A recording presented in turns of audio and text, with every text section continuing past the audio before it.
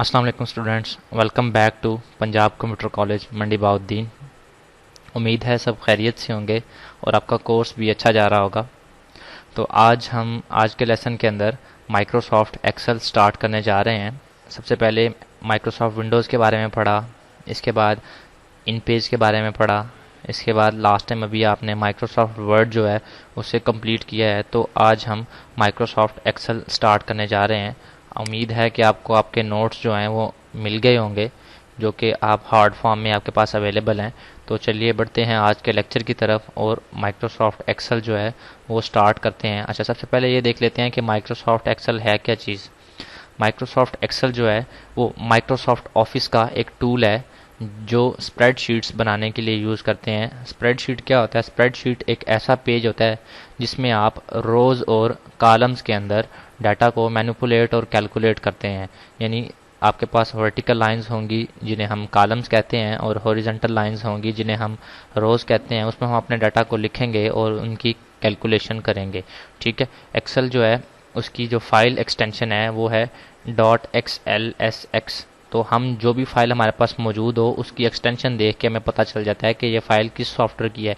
अगर आपके सिस्टम के अंदर एक्सेल इंस्टॉल नहीं है तो क्या होगा कि आप उस फाइल को ओपन तो नहीं कर सकेंगे, लेकिन आप उस फाइल की प्रॉपर्टीज़ देख के आप चेक कर सकते हैं कि ये फ़ाइल किस सॉफ्टवेयर की फ़ाइल है। ठीक है। तो मैंने पहले भी आपको बताया था कि अगर आपने ऑफिस का कोई भी टूल यूज़ करना हो तो उसके लिए आपके कंप्यूटर के अंदर माइक्रोसॉफ्ट ऑफिस इंस्टॉल होना चाहिए। उसका जो भी वर्जन हो उसमें सारे टूल्स अवेलेबल होते हैं। तो माइक्रोसॉफ्ट एक्सेल भी माइक्रोसॉफ्ट ऑफिस का एक टूल है। तो चलिए देखते हैं सबसे पहले इसको ओपन किस तरह करना है। तो स्टार्ट बटन, ऑल प्रोग्राम्स, इधर लिखा होगा माइक्रोसॉफ्ट ऑफिस टूल्स। ठीक है। तो अगर आपके पास ये फोल्डर इस फोल्डर में ना हो, हमारे पास अभी देखें इस फोल्डर में डिस्प्ले नहीं हो रहे, जो हमारा ऑफिस 2016 है ना, इसमें ये रूट फोल्डर के अंदर अपने सारे टूल्स नहीं रखता। क्या हुआ है, इन्होंने टूल्स एक्सपैंड कर दिए हैं। ठीक है। तो वो अलग अलग आपको नज़र आ रहे होते हैं। तो यहाँ पे देखें ये लिखा हुआ है एक्सेल 2016 या जो भी वर्जन है आपके पास, आप उस पर क्लिक करेंगे तो वो जो है स्टार्ट हो जाएगा। इसके अलावा आप दूसरा मेथड भी जानते हैं कि किस तरह ओपन कर सकते हैं हम।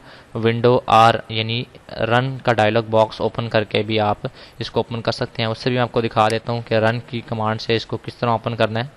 तो आपने क्या करना है, कीबोर्ड से विंडो बटन प्रेस करना है, उसके साथ आर का बटन। ठीक है। तो रन ओपन हो जाएगा।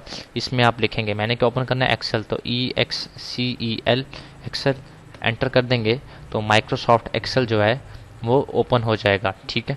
तो इधर टेम्पलेट्स भी होते हैं ढेर सारे। अभी मेरे पास इधर डिस्प्ले नहीं हो रहे, तो जो भी इसके ब्लैंक वर्कबुक के अलावा आपको इधर चीज़ें नज़र आ रही होंगी वो क्या होंगे, एक्सेल के टेम्पलेट्स होंगे। तो आपने ब्लैंक वर्कबुक पे क्लिक करना है।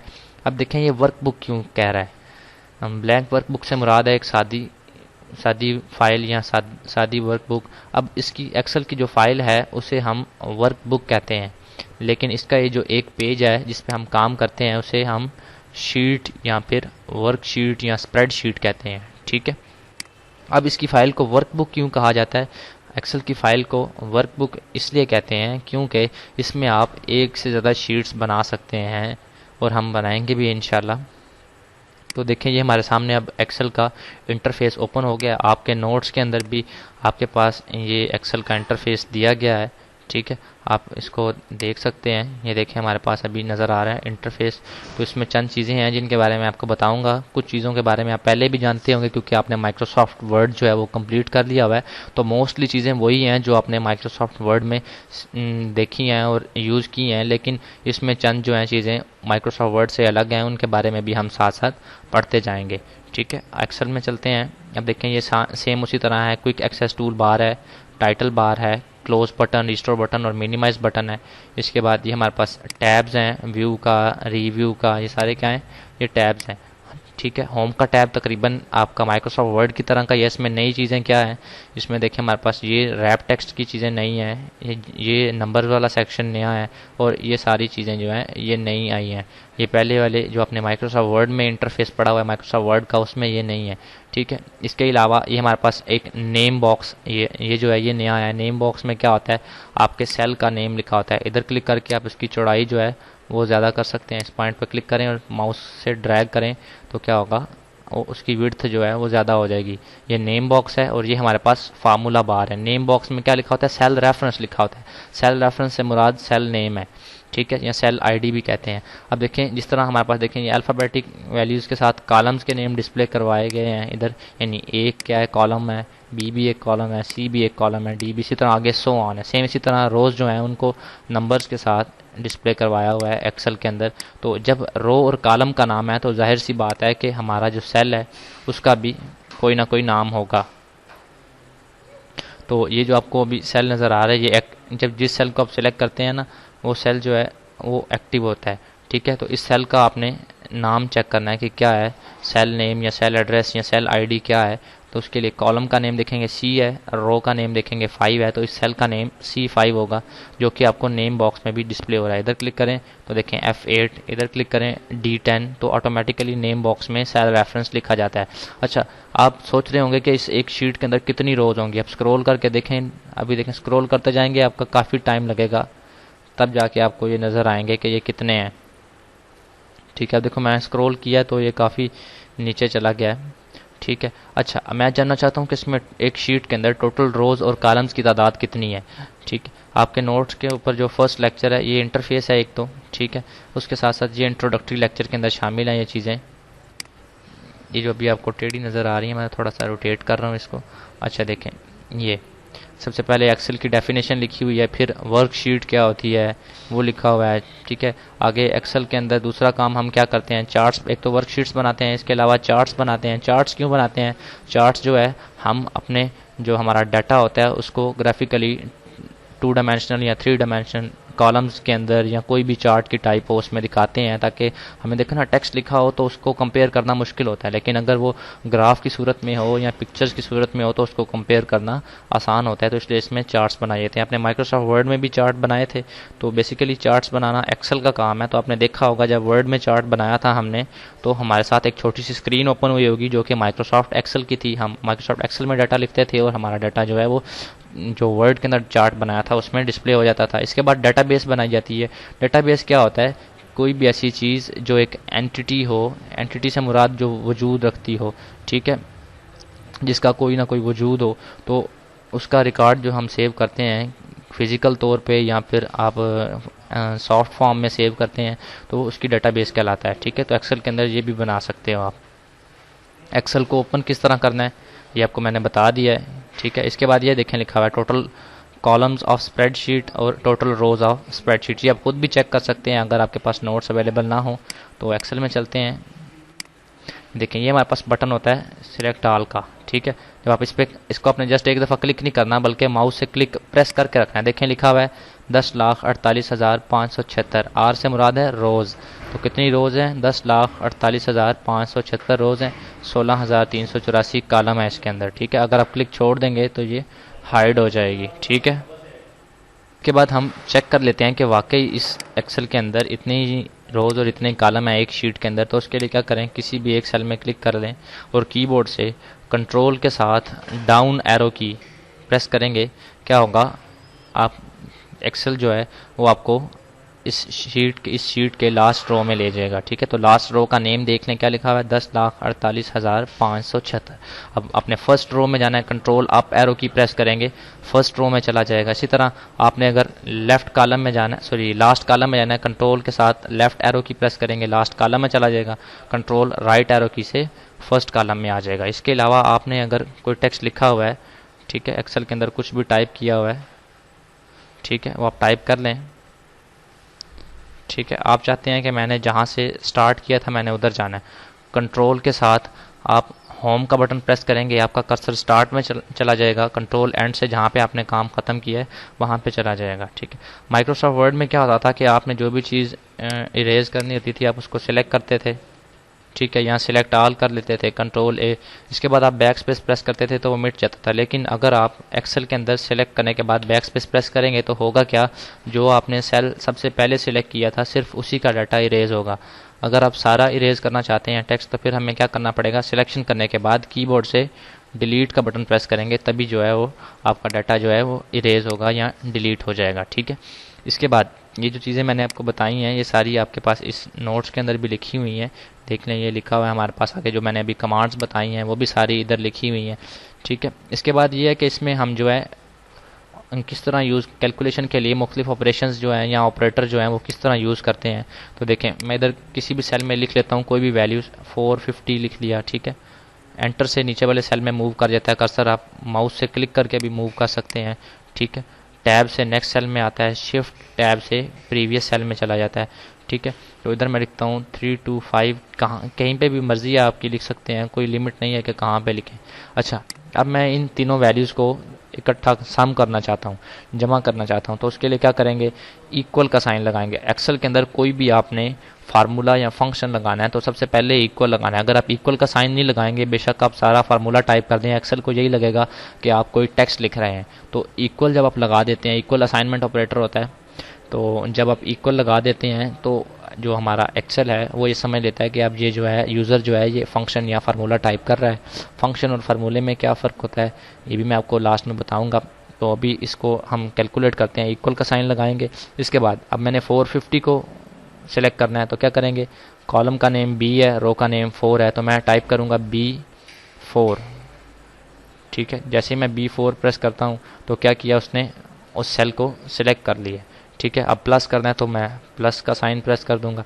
अब आप सेल रेफरेंस खुद भी दे सकते हैं या माउस से क्लिक करके भी सिलेक्ट कर सकते हैं। जैसे ही आप माउस से क्लिक करेंगे तो क्या होगा कि वो सेल रेफरेंस ऑटोमेटिकली टाइप कर देगा। आप देखें, मैंने दोनों को प्लस कर दिया। अगर आप इकट्ठे ही दो चीज़ों को प्लस करके माइनस करना चाहें वो भी कर सकते हैं। जस्ट क्या करें, आप माइनस का साइन लगा दें, अब इस सेल पर क्लिक कर दें और एंटर प्रेस करेंगे तो क्या होगा, हमारा जो भी रिजल्ट होगा वो नज़र आ जाएगा। ठीक है, तो 5 to 4। अब सेल रेफरेंस देने का फ़ायदा क्या होता है, अगर कोई भी वैल्यू आप चेंज करते हो, मैं इधर 200 कर देता हूँ तो ऑटोमेटिकली हमारा जो फार्मूला है वो उसको अपडेट कर देगा। ठीक है, अब मैंने ये कहा था कि ये फार्मूला बार है, तो देखें इसमें अब क्या नज़र आ रहा है, फार्मूला। अगर आपने कैलकुलेशन की होगी तो फार्मूला, इधर कैलकुलेशन नहीं हुई, जस्ट हमने नंबर्स एंटर किए हैं, तो इधर देखें हमारी वैल्यू आ रही है। लेकिन जहाँ पे भी आप फार्मूला या फंक्शन यूज़ करोगे तो आपको फिर उधर फार्मूला बार के अंदर उसका फार्मूला या फंक्शन नज़र आएगा, उसका जो रिज़ल्ट है वो नज़र नहीं आएगा। ठीक हो गया, उम्मीद है कि इधर तक आपको सब समझ आ गई होगी। इसी तरह हम आगे सब्ट्रैक्ट कर लेते हैं। इक्वल, ये देखें 575 माइनस 325, एंटर करेंगे आंसर आ जाएगा। ठीक है, इसी तरह मल्टीप्लिकेशन करनी है तो इक्वल 575 मल्टीप्लाई बाय, अगर इनमें से किसी वैल्यू के साथ मल्टीप्लाई करना है तो उसको सिलेक्ट कर लें। ठीक है, या फिर अगर आप कहते हैं मैंने खुद से कोई वैल्यू देनी है, इक्वल, ये देखें 575 मल्टीप्लाई, स्टैरिक होता है कीबोर्ड पे, स्टार का जो साइन बना होता है उसको प्रेस कर दें। ठीक है, और मैं 2 से मल्टीप्लाई करना चाहता हूँ तो 2 खुद भी आप लिख के मल्टीप्लाई कर सकते हैं। ठीक है, लेकिन जब आप ये मैनुअल मेथड यूज़ करते हैं तो होता ये है कि अब आपको अगर 3 से मल्टीप्लाई करना होगा तो फार्मूले में जाके आपको वो वैल्यू चेंज करनी पड़ती है। लेकिन अगर आपने सेल रेफरेंस यूज़ किया हो तो जस्ट आपको सेल की वैल्यू चेंज करनी पड़ती है, तो ऑटोमेटिकली फार्मूले में वो अपडेट हो जाती है। ठीक है, अच्छा, अब मैं आपको बता देता हूँ कि फार्मूले और फंक्शन में डिफरेंस क्या होता है। फार्मूला होता है जो हम खुद मेथड बनाते हैं कैलकुलेशन का, वो फार्मूला कहलाता है, यानी self made methods of calculation is called formula और pre made method of calculation is called function. यानी जो मेथड्स पहले से डिफाइन हुए होते हैं सॉफ्टवेयर्स को वो फंक्शंस कहलाते हैं, और जो हम खुद डिफाइन करवाते हैं वो फार्मूला कहलाते हैं। जिस तरह मैंने देखें इधर क्या किया, सम किया, ये क्या मैंने फार्मूला लगाया, इसी तरह इधर मैंने मल्टीप्लिकेशन की, ये भी फार्मूला है। ठीक है, अब फंक्शन कौन सा है, अब मैं आपके सामने है ना, आप कहते हो कि मैंने इस सेल के अंदर जो भी इस सिस्टम के अंदर डेट और टाइम अभी अवेलेबल है वही डेट और टाइम मैंने इधर डिस्प्ले करवानी, तो उसके लिए क्या करेंगे, इक्वल NOW। ठीक है, आपने टाइप कर दिया। इसके बाद आपने क्या करना है, इधर पैरेंथेसिस स्टार्ट करनी है, फिर क्लोज कर देनी है। ठीक है, तो अब आपको तो नहीं पता कि equal now parenthesis start parenthesis of करने से क्या होगा, लेकिन जब आप ये लिख के एंटर करेंगे तो इस सॉफ्टवेयर को पता था कि अगर कोई भी यूज़र जो है वो नाउ का फंक्शन यूज़ करता है तो मैंने क्या करना है। अब हमने नाउ का फंक्शन यूज़ किया, नाउ का फंक्शन डेट और टाइम, करंट डेट और टाइम एंटर करने के लिए यूज़ करते हैं, तो देखिए हमारे पास वो आ गया। इसके बाद अगर आप कहते हैं कि मैंने फंक्शन नहीं यूज़ करना, कोई शॉर्ट कमांड होनी चाहिए, तो ज़रूर शॉर्ट कमांड है, कंट्रोल के साथ आप सेमी कॉलन का बटन प्रेस करें, क्या होगा, डेट आपके पास आ जाएगी कंट्रोल सेमी कॉलन से। ठीक है, करंट डेट आ जाती है। इसके बाद अगर आपने टाइम लिखना हो, कंट्रोल शिफ्ट सेमी कॉलन से करंट टाइम हो जाता है। मैंने वो 2 दफ़ा प्रेस कर दिया तो इसलिए वो 2 दफ़ा टाइम लिखा गया। ठीक हो गया। तो इस तरह आप डेट और टाइम भी ऐड कर सकते हैं। आपके नोट्स के अंदर ये भी कमांड्स लिखी हुई हैं। देखें, ये मैंने वो कैलकुलेशन जो की है, ये प्लस का साइन मल्टीप्लिकेशन, और ये स्टैरिक जो है ये माइनस मल्टीप्लिकेशन के लिए स्टैरिक और डिवीजन के लिए स्लैश यूज़ की जाती है। ठीक है। इसके बाद ये लिखा हुआ है वो इरेज करने के लिए मैंने आपको बताया कि बैक स्पेस की बजाय आप डिलीट की जो है वो मोस्टली यूज़ किया करें। इसके बाद क्या लिखा हुआ है जी, to paste current date and time, क्या करना है आपने, नाउ का फंक्शन यूज़ कर सकते हैं, या फिर कंट्रोल सेमी कॉलन से क्या होता है, करंट डेट आ जाती है, और कंट्रोल शिफ्ट सेमी कॉलन है। इधर ये कॉलन गलती से, क्योंकि जब आप शिफ्ट के साथ अगर आप कॉलन लिखेंगे तो इसका मतलब है शिफ्ट दबा के आप कॉलन टाइप करेंगे, तो control shift semi colon press करेंगे तो क्या होगा, हमारे पास करंट टाइम आ जाएगा। ठीक है। तो ये था हमारा आज का लेक्चर। उम्मीद है कि आपको समझ आ गई होगी कि एक्सेल को ओपन किस तरह करना है, इसका इस्तेमाल किसके लिए किया जाता है। ठीक है। और इधर इसकी डेफिनेशन भी लिखी हुई है, उसके जो मेजर 3 पार्ट्स हैं, जो इसके मेजर टास्क हैं वो इधर लिखे हुए हैं। इसमें ये काम किया जाता है, ये आपने पूरा रीड कर लेना है। तो ये था हमारा आज का लेक्चर। उम्मीद है कि आप लोगों ने खूब इंजॉय किया होगा। अच्छा, मैं आपको जाते जाते ये चीज़ें बता जाऊँ कि इसमें क्या क्या चीज़ें नई हैं जो आपने पहले नहीं पढ़ी हुई। इंसर्ट का जो सारा टैब है उसमें से चंद चीज़ें ऐसी हैं जो आपने पहले नहीं पढ़ी। कौन सी, ये देखें हमारे पास ये पिवट टेबल्स हैं, ये आपने नहीं पढ़े, टेबल आपने पढ़ा हुआ है सिर्फ। ठीक है। इसके अलावा इसमें हमारे पास जो है ये कॉलम्स, लाइंस और विन लॉस, ये जो आपने ये नहीं पढ़ी हुई, स्लाइस और टाइमलाइन नहीं पढ़ा हुआ। ठीक है। हाइपरलिंक के बारे में आपने पढ़ा हुआ है माइक्रोसॉफ्ट वर्ड में, ये सारी चीज़ें भी आपने माइक्रोसॉफ्ट वर्ड में पढ़ी हुई हैं। पेज लेआउट जो है ये सेम उसी तरह है कि वर्ड में आप पेज सेटअप वो तरह करते थे, इसमें थोड़ा सा पेज सेटअप और इसमें नई चीज़ें क्या है पेज सेटअप के अंदर के बैकग्राउंड इमेज लगा सकते हैं आप, कि हम आगे जाके पढ़ेंगे इंशाल्लाह। ठीक है। आगे मजीद ये चीज़ें थोड़ी सी इसमें नई हैं, बाकी वही है सेम। फार्मूला का पूरा टैब नया है, ये आपने पहले नहीं पढ़ा हुआ। डाटा का टैब भी जो है ये भी आपने पहले नहीं पढ़ा हुआ। रिव्यू का टैब सेम वही टैब है जो आपने पहले पढ़ा है, उसमें ये होता था प्रोटेक्ट डॉक्यूमेंट, इसमें प्रोटेक्ट शीट और प्रोटेक्ट वर्कबुक है। व्यू का टैब भी सेम वही है, इसके अपने व्यूज़ हैं, वर्ड के अपने व्यू थे, बाकी सेम वही चीज़ें हैं। ठीक है। तो उम्मीद है कि आपको पता चल गया होगा कि इसमें आपने क्या चीज़ें हैं जो अभी तक नहीं पढ़ी हुई, लेकिन काफ़ी ज़्यादा चीज़ें ऐसी हैं जो आपने माइक्रोसॉफ्ट वर्ड में कवर की हुई हैं। सेव करने का वही मेथड सेम पहले की तरह ही है, एक फाइल में जाके सेव पे क्लिक करके आप अपनी फ़ाइल जहाँ पे भी सेव करना चाहें सेव कर सकते हैं। तो ये था हमारा आज का लेक्चर। उम्मीद है कि आपको समझ आ गई होगी। इसकी खूब से प्रैक्टिस करिएगा, क्योंकि एक्सेल जो है ये थोड़ा सा आपको मुश्किल लगेगा। मुश्किल नहीं है, मज़ेदार सब्जेक्ट है। जो मैथ्स में एक्सपर्ट हैं उनके लिए तो मुश्किल नहीं है, जो नहीं है उनके लिए भी मुश्किल नहीं, क्योंकि बिल्कुल आसान है। आपने कोई कैलकुलेशन नहीं करनी होती, जस्ट एक्सेल ने कैलकुलेशन करनी है, आपने बस उसको बताना है। ठीक है। तो इंशाल्लाह नेक्स्ट लेक्चर में मिलेंगे। आज के लिए इतना ही। अल्लाह हाफिज़।